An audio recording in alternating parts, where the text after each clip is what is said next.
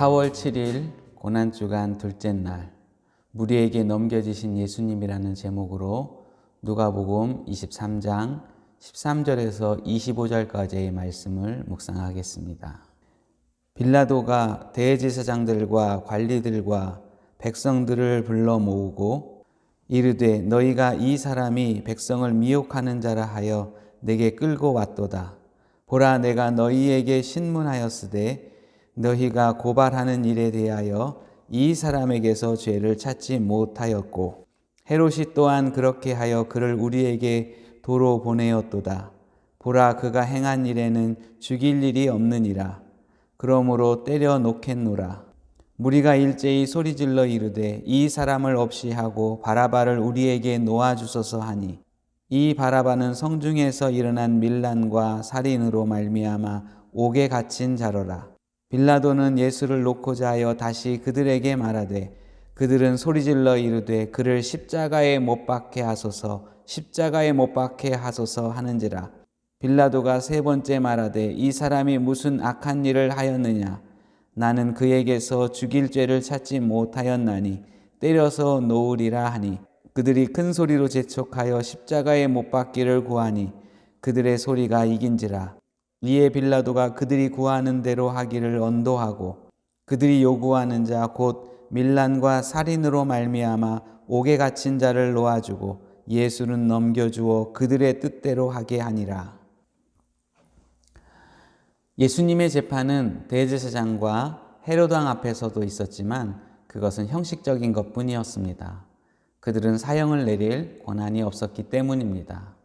그래서 예수님은 빌라도 앞에 설 수밖에 없었습니다. 빌라도는 예수님을 재판하면서 사형을 내릴 그 어떤 근거도 찾을 수 없었습니다. 그래서 첫째로는 회피했고 그 회피한 것이 헤롯 왕 앞에 보낸 것입니다. 두 번째는 태형을 선고하는 것으로 대신하려고 했습니다. 세 번째는 바라바를 풀어주면서까지 예수님에게 사형을 내리지 않으려고 했습니다. 하지만 무리들의 요구는 너무나도 거세서 어쩔 수 없이 사형, 그것도 십자가의 형을 내립니다.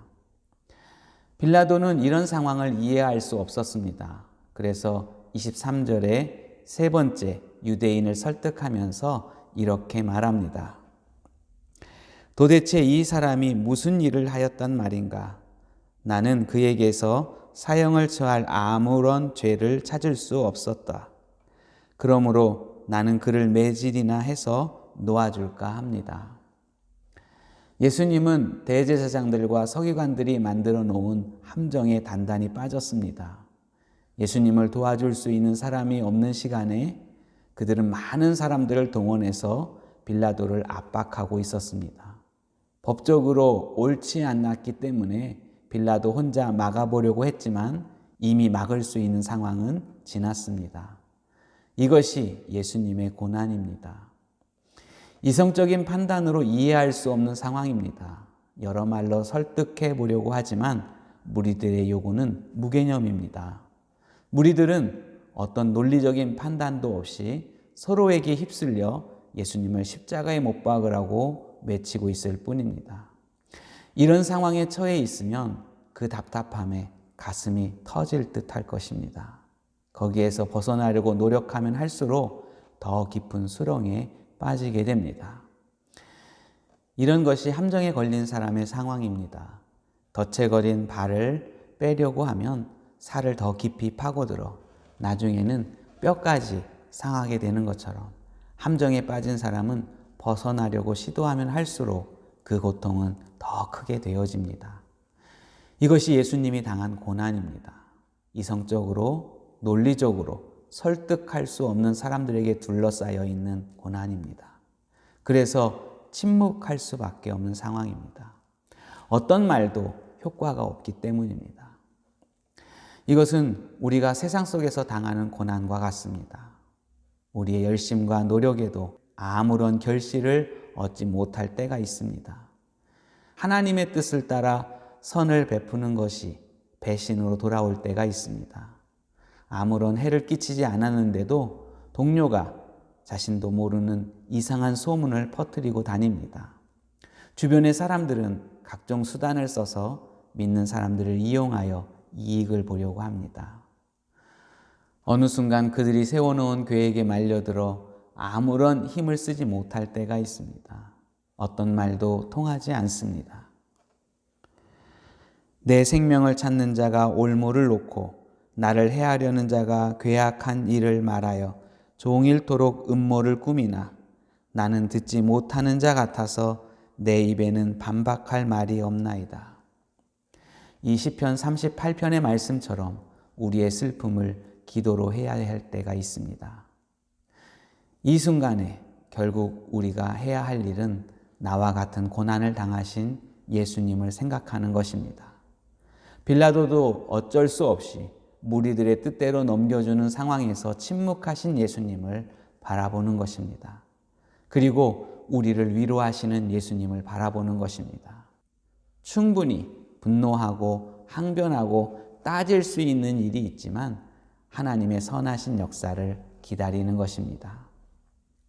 대도시 선교사로 사역하는 김길 목사님이 한 번은 고향에 갔었을 때 어릴 적 다녔던 초등학교에 가서 생활기록부를 보았다고 합니다. 그 생활기록부에서 가장 눈에 띄인 글이 이것입니다. 부모와 같이 살지 못하고 교육에 관심이 없음. 이것을 보는 순간 그동안 하나님의 관심 때문에 자신이 이렇게 살았구나 라고 하는 것을 깨달았다고 합니다. 생활기록부의 평가처럼 그의 성장 배경은 큰 죄를 저질러 감옥에 갔어도 이상할 것 없는 상황이었습니다. 어린 시절 부모님에게 매받고 버림받았습니다. 사랑과 관심이 없었던 형편이었습니다. 하지만 예수님을 영접하고 믿은 후에 하나님의 집중된 관심과 사랑, 보호 속에 있음을 믿게 되었습니다.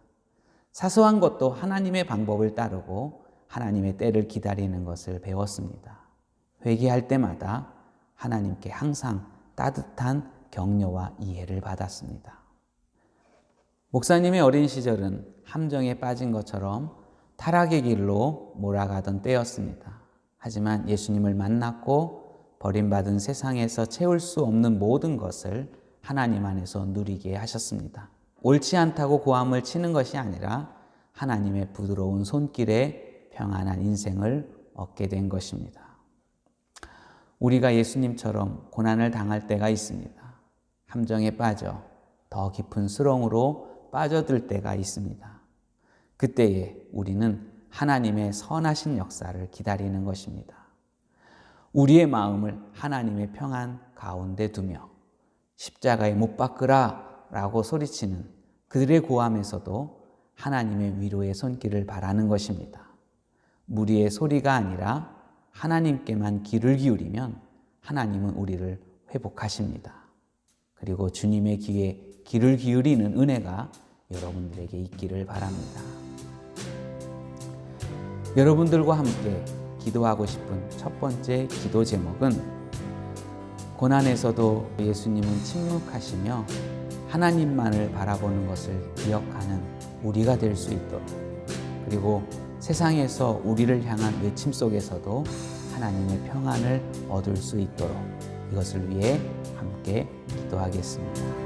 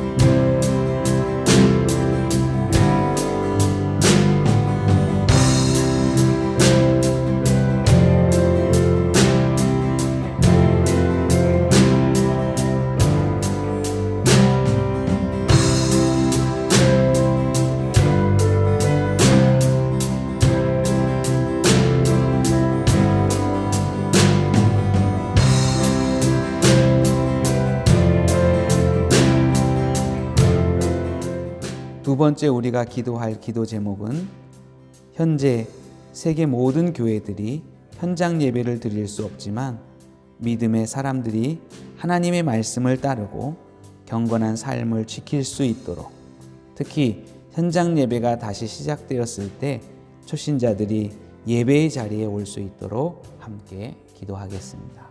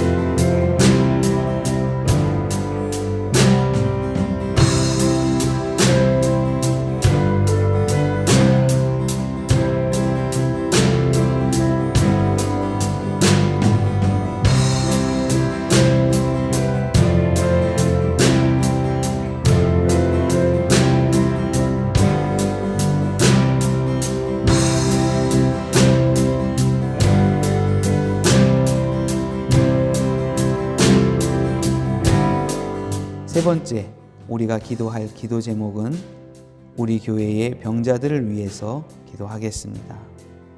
오랜 지병과 또는 갑자기 생긴 병으로 고생하는 성도들에게 은혜를 주셔서 회복되게 하시고 또 하나님의 이끄심에 순종하는 성도들이 될 수 있도록 우리 함께 기도하겠습니다.